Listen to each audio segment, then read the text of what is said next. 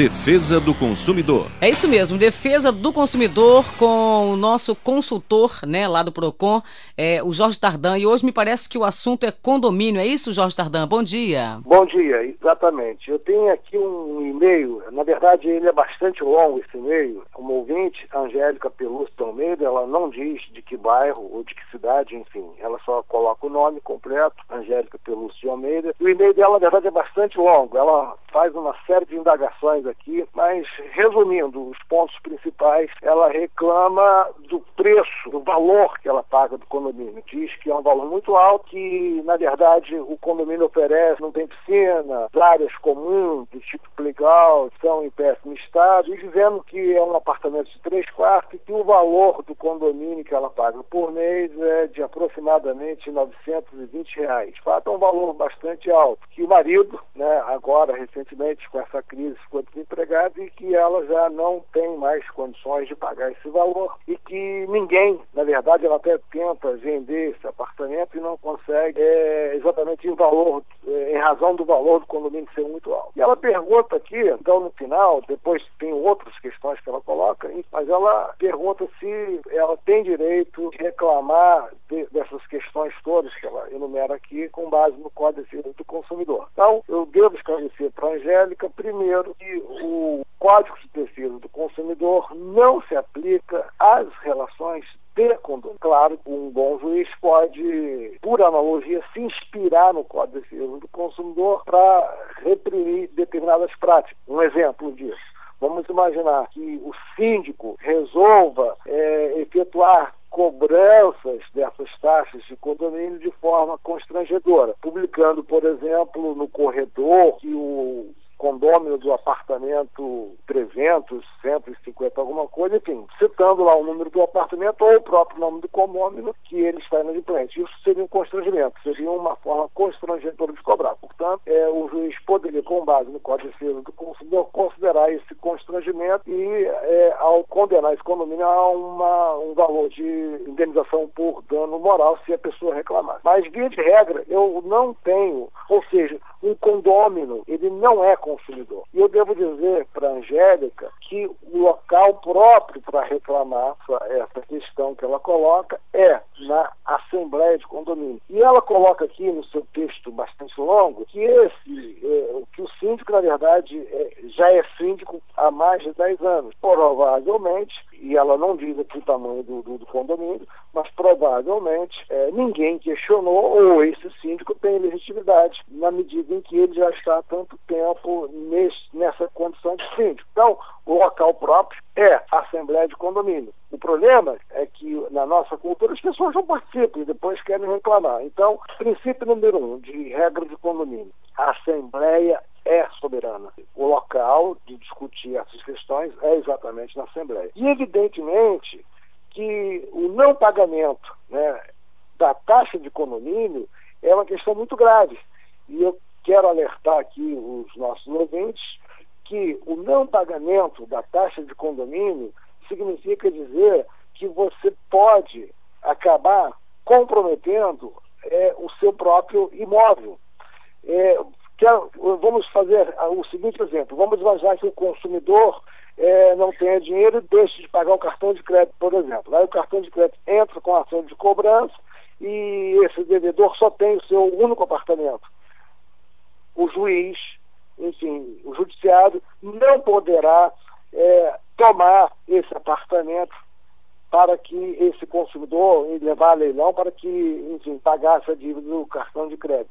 Mas, quando o condomínio não paga a taxa de condomínio, se o condomínio entrar com uma ação de cobrança e o condomínio não efetuar o pagamento, o juiz pode determinar que esse imóvel, o único imóvel, seja leiloado para pagar a taxa. Ou seja, quando você não paga o condomínio, você pode perder o seu imóvel, porque a taxa de condomínio é uma obrigação que nós no direito chamamos de próprio terreno, ou seja, é uma obrigação real.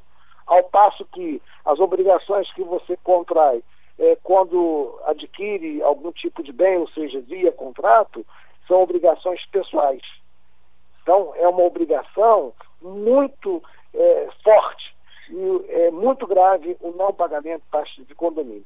Agora, evidentemente que eu devo dizer para a Angélica Pelúcio de Almeida o seguinte, que ela tem meios de verificar se esse valor é de fato excessivo.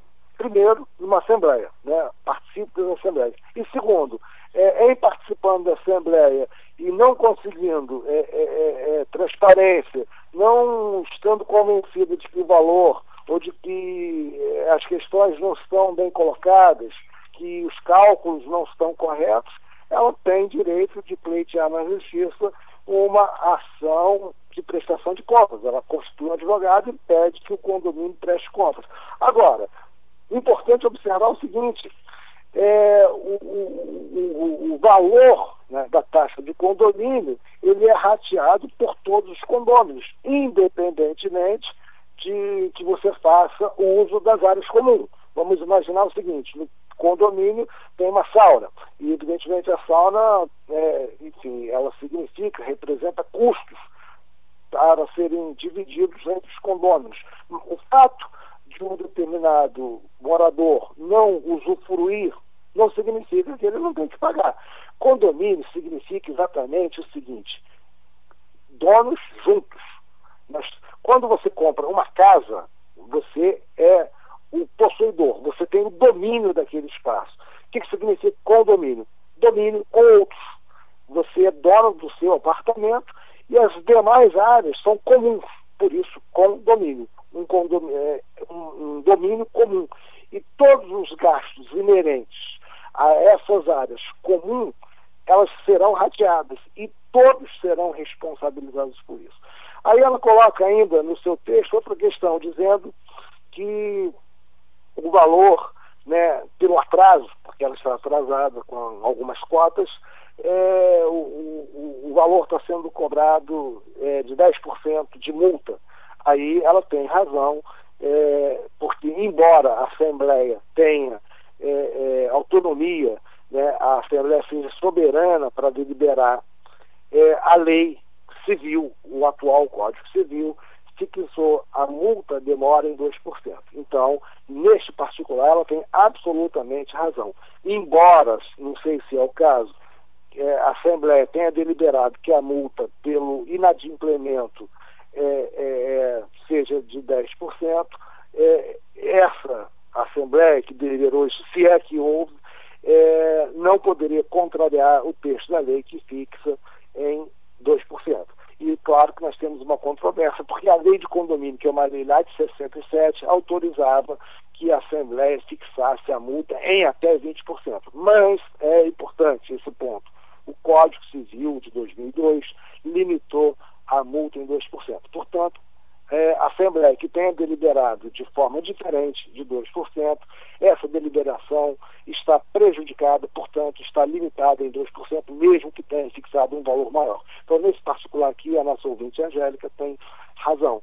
Agora, essa questão de condomínio me despertou interesse, embora não seja uma relação de consumo, evidentemente que em muitos momentos o condômino ele é vulnerável e tem uma série de questões. Nós vivemos, hoje a população brasileira está concentrada nos centros urbanos e essa é uma questão de muitas dúvidas.